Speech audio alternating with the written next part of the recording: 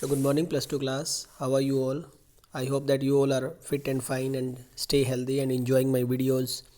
And those who are unable to see my videos or listen my videos, they can simply go at YouTube and just write there Ankush Kataria, and you will get all these videos there with the name of the chapters. You will get all these videos. Those who are unable to see, anytime you can see at YouTube. So I am uploading these videos there. So as you know very well कि earlier when the syllabus was sent by CBSE board, in which our third chapter earlier it was deleted.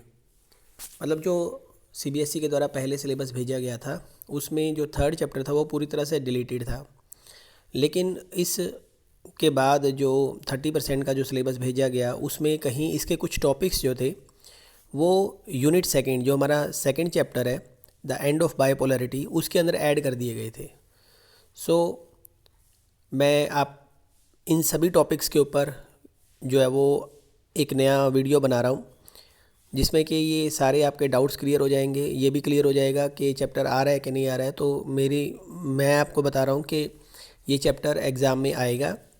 तो इसके लिए हम video बना रहे हैं। ये सारा का सारा अमेरिकन हेजेमनी के ऊपर है, अमेरिका के वर्चस्व के ऊपर जो चैप्टर है। आपने देखा कि किस तरह से जब सोवियत संघ का विघटन हो गया या डिसइंटीग्रेशन ऑफ सोवियत संघ का जो हो गया था, विघटन हो गया, उसके बाद दुनिया में सिर्फ़ और सिर्फ एक ही शक्ति बच गई थी, वो थी अमेरिकन पावर।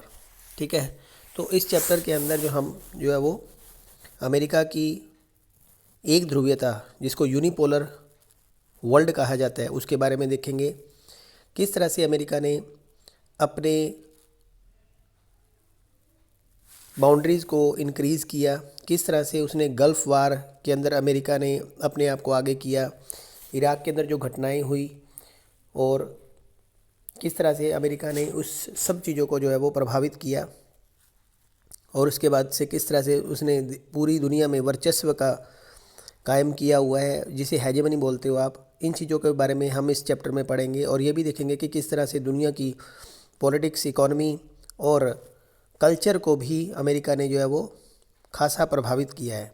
ठीक है, सो यही इस चैप्टर का थीम है। इस चैप्टर में हम ये चीज़ें पढ़ने जा रही हैं।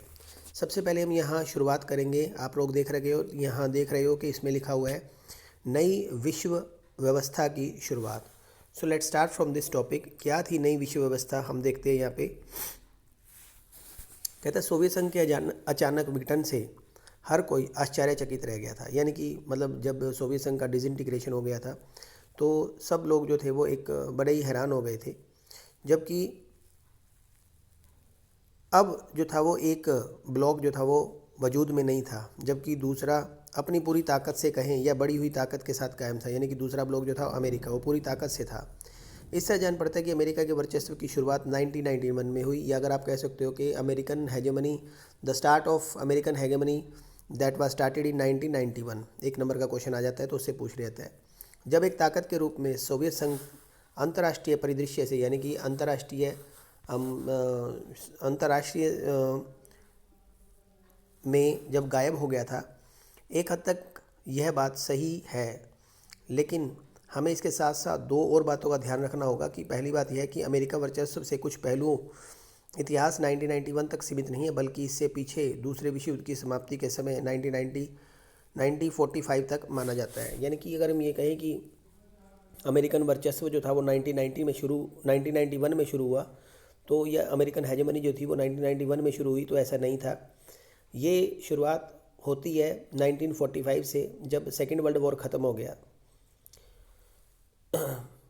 अमेरिका ने 1991 से ही वर्चस्वकारी ताकत की तरह बर्ताव करना शुरू नहीं किया था। दरअसल यह बात तो बहुत बाद में जाकर साफ हुई कि दुनिया के वर्चस्व के दौर में जारी रही। आइए कहता है हम उसके बारे में पढ़ते हैं।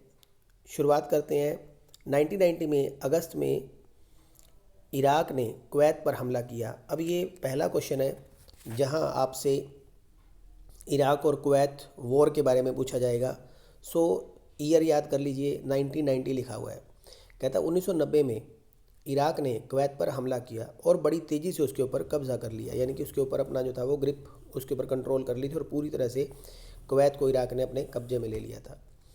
इराक को समझाने बुझाने की तमाम पॉलिटिकल जो कोशिशें थी वो सारी की सारी नाकाम रही। तो संयुक्त राष्ट्र संघ ने, जो यूएनओ है हमारा, उसने कुवैत को आज़ाद करवाने के लिए बल प्रयोग करने की अनुमति दी। यानी कि यहाँ देखिए कि अब यूएनओ जो है वो इंटरफेयर कर रहा है।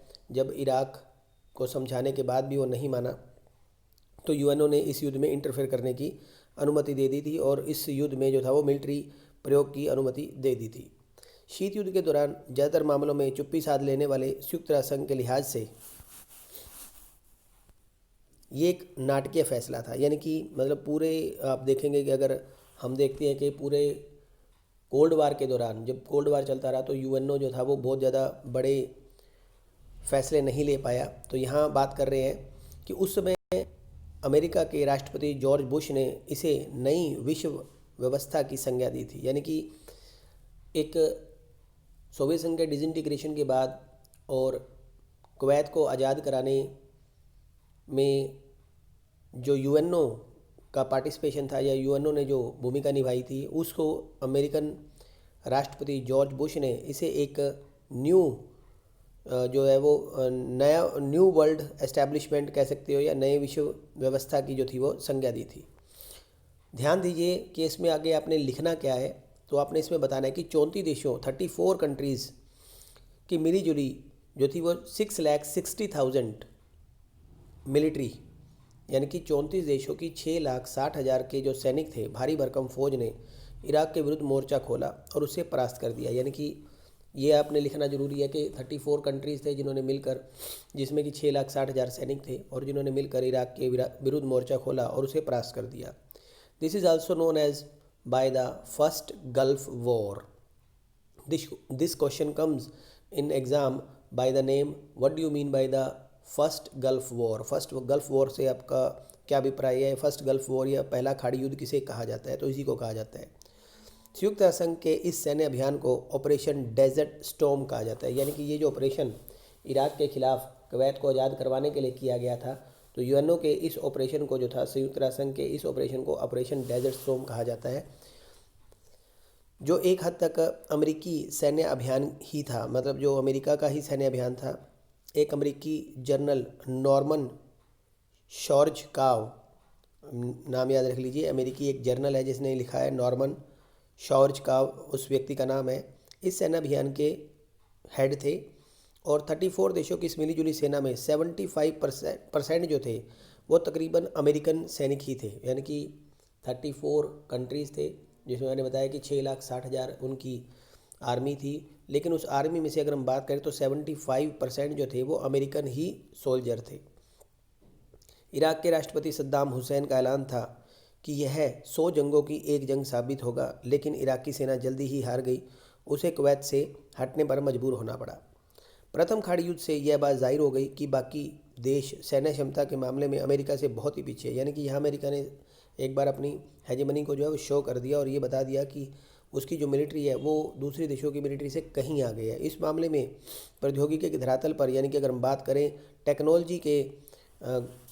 टेक्नोलॉजी पर भी अमेरिका बहुत जो था आगे निकल गया था। अपने विज्ञापनी अंदाज में अमेरिका ने इस युद्ध में स्मार्ट बम्बों का प्रयोग किया। यानी कि अमेरिका जो था वो ने जो पहली बार इसमें जो थे वो स्मार्ट बम यूज़ किए थे। इसके चलते कुछ लोगों ने इसे कंप्यूटर वॉर की भी संज्ञा दी थी। यानी कि इसे कंप्यूटर वॉर भी कहा गया था।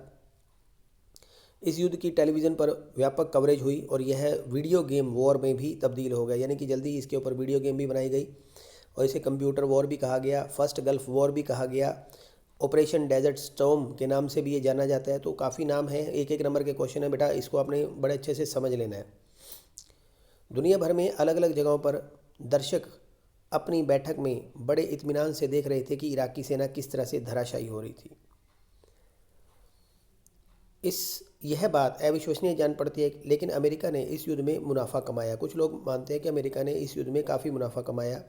कई रिपोर्टों का मानना है कि अमेरिका ने जितनी रकम इस जंग पे खर्च की उससे कहीं ज़्यादा रकम उसने जर्मनी, जापान और सऊदी अरब जैसे देशों से मिली थी। यानी कि जो सहायता इन देशों के द्वारा जो थी, यानी कि हेल्प जो थी, फाइनेंशियली हेल्प जो थी वो प्रोवाइड की गई थी जर्मनी, जापान और सऊदी अरब जैसे देशों ने अमेरिका को जो फाइनेंशियली हेल्प प्रोवाइड की थी। जितना पैसा अमेरिका का युद्ध में लगा उससे कहीं ज़्यादा जो थे उसे यहाँ कहने वाले जो लोग हैं उन्होंने कहा कि अमेरिका को इससे युद्ध से बहुत ज़्यादा फ़ायदा हुआ था। आगे हम देखते हैं कि किस तरह से क्लिंटन दौर शुरू हुआ